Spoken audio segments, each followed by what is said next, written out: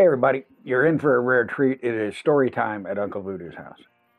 Today I'm going to tell the story of the most valuable but least expensive lighter in my collection. So when I did my video about the pawn shop finds, I showed some of my lighters and showed the lighter that I got at the pawn shop. And it's stupid expensive how much some of those things are. And I buy them used that need repair, and I fix them up brand new, into brand new condition. That's how I have these expensive lighters. But that all started because a lot of people ask me, well, I'll just buy a Bic or shoot some matches or something like that. And so I've always been one to, or I haven't always, but there was a point in my life when I decided I'm going to buy a decent lighter and hang on to it. And one led to another, and I accumulated those over the years. And the reason I started doing that was because of this one. Like I said, this is the most valuable one I have, and it's also the least expensive.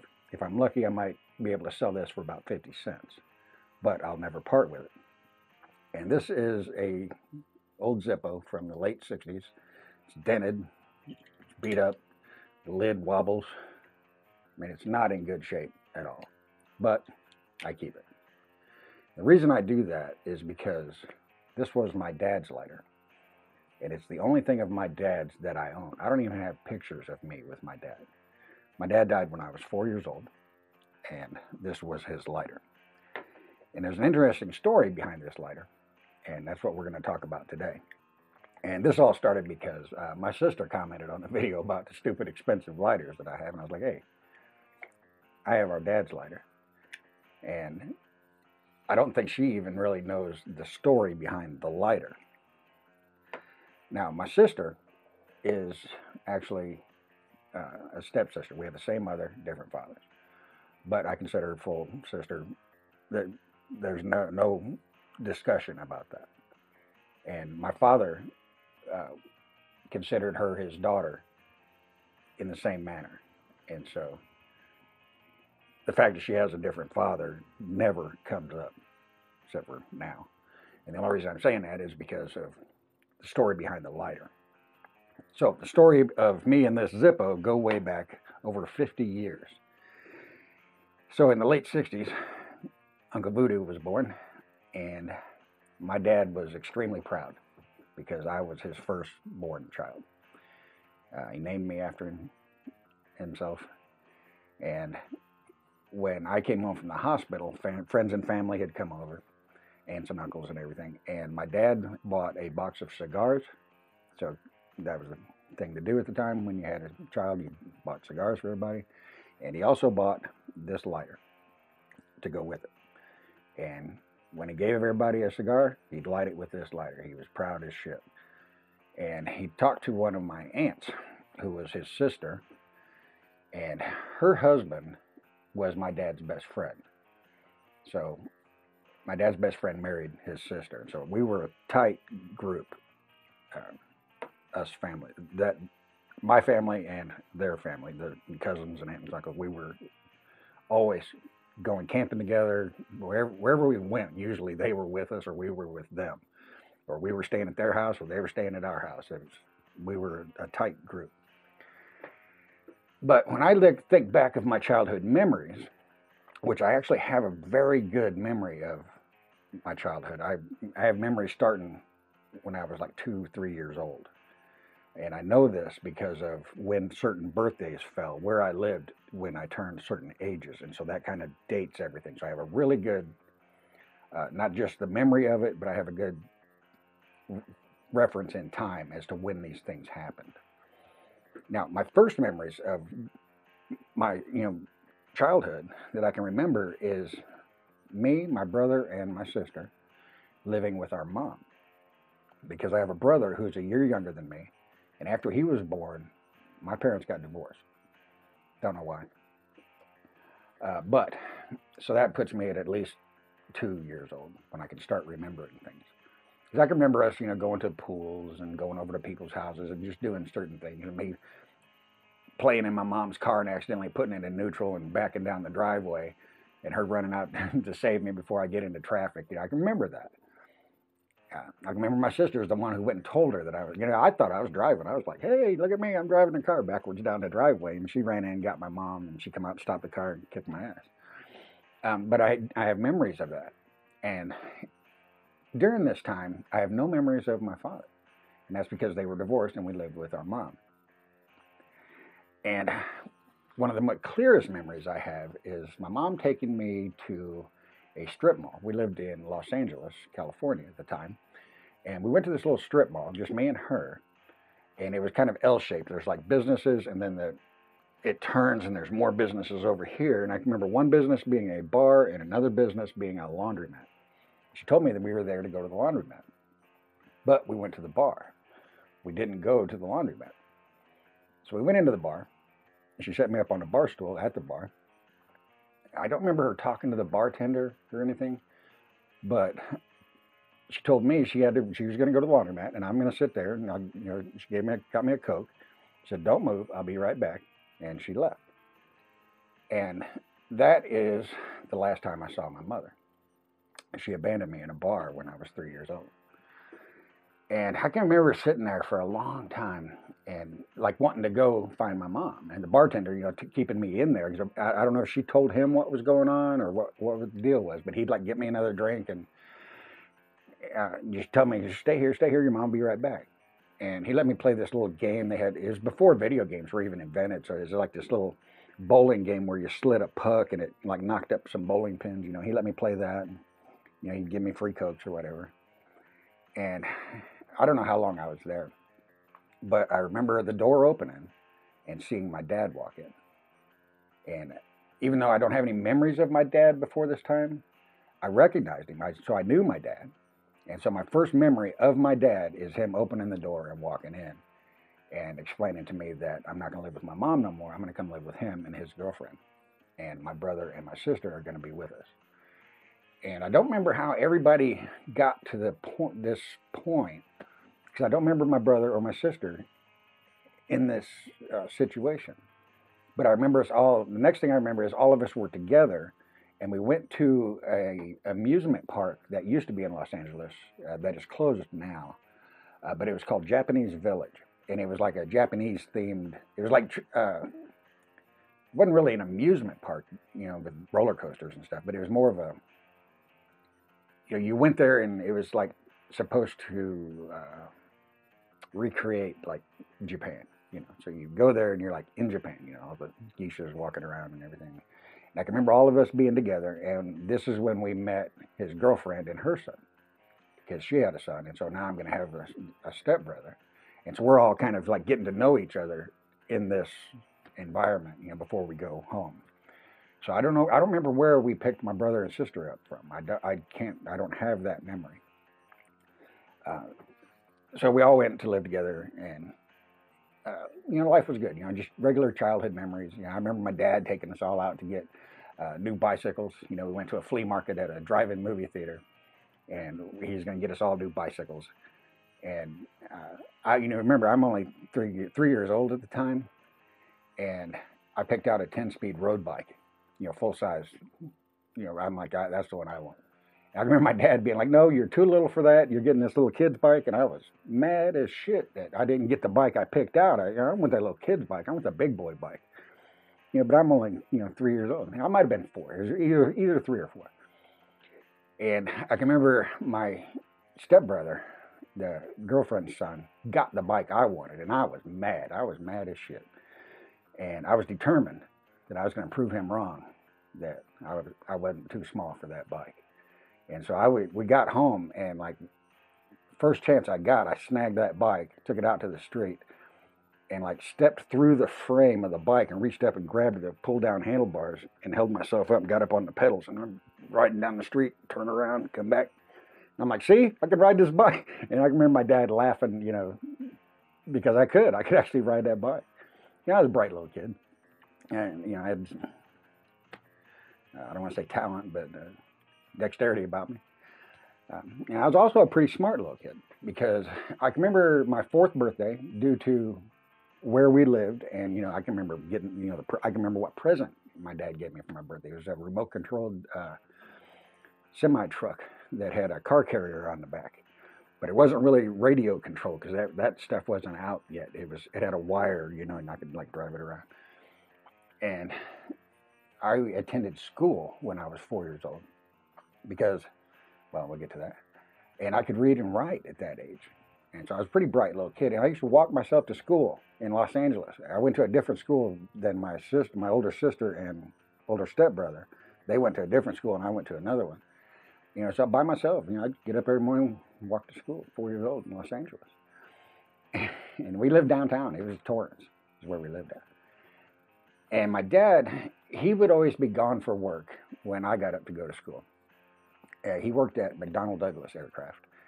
And he would always leave me the last little sip of his coffee in his coffee cup every morning. So when I got up to go to work, there was a cold cup of, a little bit of sugary coffee left on the table for me.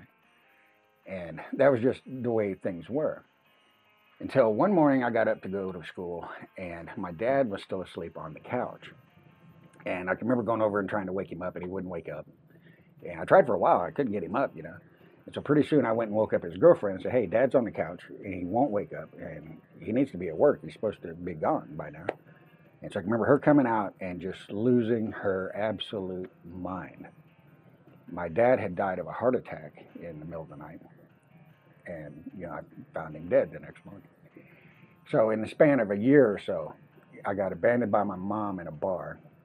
And my dad, who was my hero, died.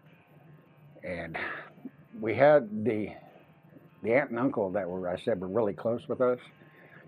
He was killed in a car accident not too long afterwards. And so like the two big patriarchs of the family were suddenly gone.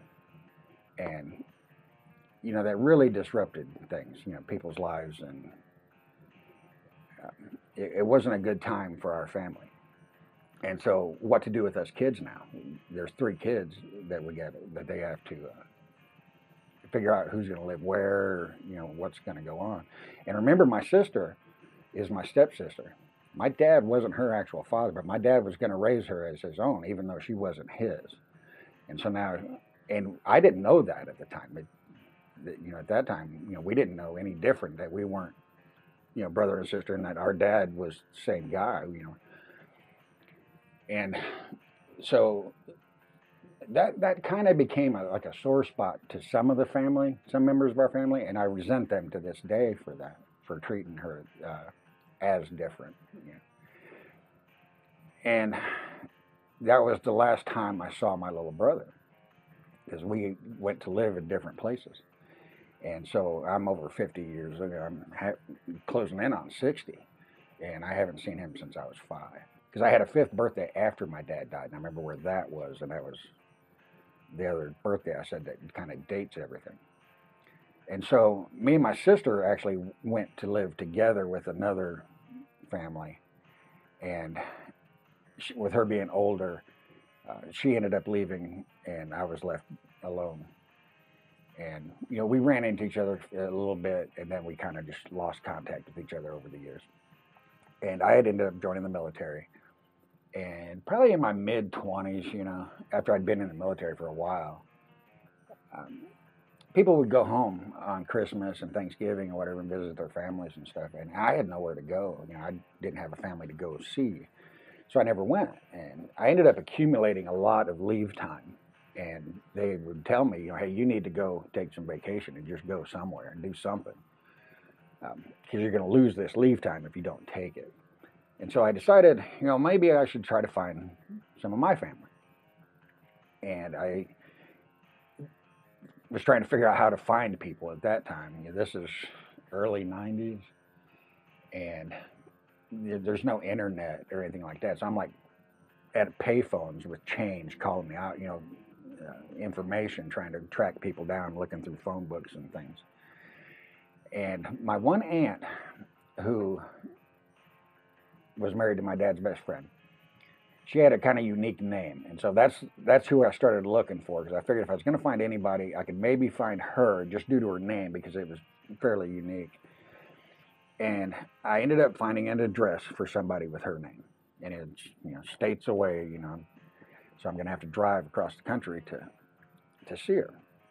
And I was kind of scared to call her. What I didn't know if it was really the right person, or if she uh, even wanted to see me or anything like that. Yeah, it's kind of a uncertain situation. I don't really know what to do. And so I, loaded up my car and camping gear and everything, and I drove to the state where she was at, or the address it was that I had. And I found a camp spot outside of town, and so I set up my little camp there, and I like cleaned up the best I could, and I've got like a little button-up shirt and everything on.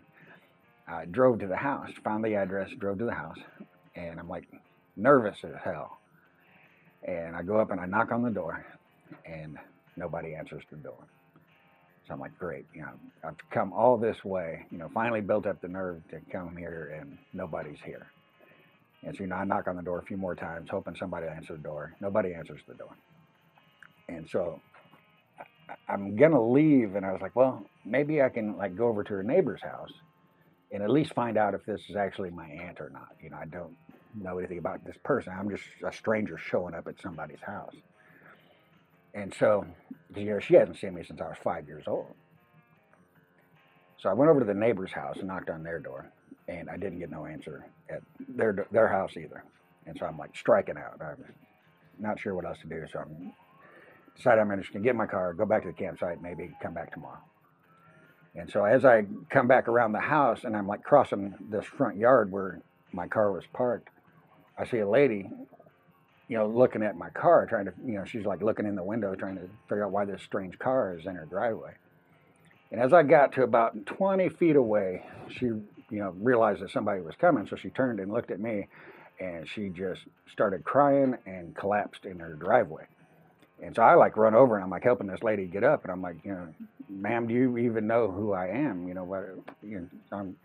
This is our first time meeting each other. And she said, I know exactly who you are. She said, you look exactly like your dad. She said, I thought my brother was coming across this yard. And like I said, she collapsed. So I helped her into the house, and, we sat down and hugged, and it was my aunt. And so we talked for quite a while, and pretty soon I ended up having my Obi-Wan and Luke Skywalker moment. Which reminds me, I have something here for you. Your father wanted you to have this when you were old enough. Where she's like, I've got something of yours. And she got up and left the room and came back with a shoebox. And it was a shoebox full of photographs and just other, mementos and things from other family members and friends who had passed away. Her husband, and he was my other hero. Her husband and my dad were like my two heroes in life. And in the box, she pulled out this lighter.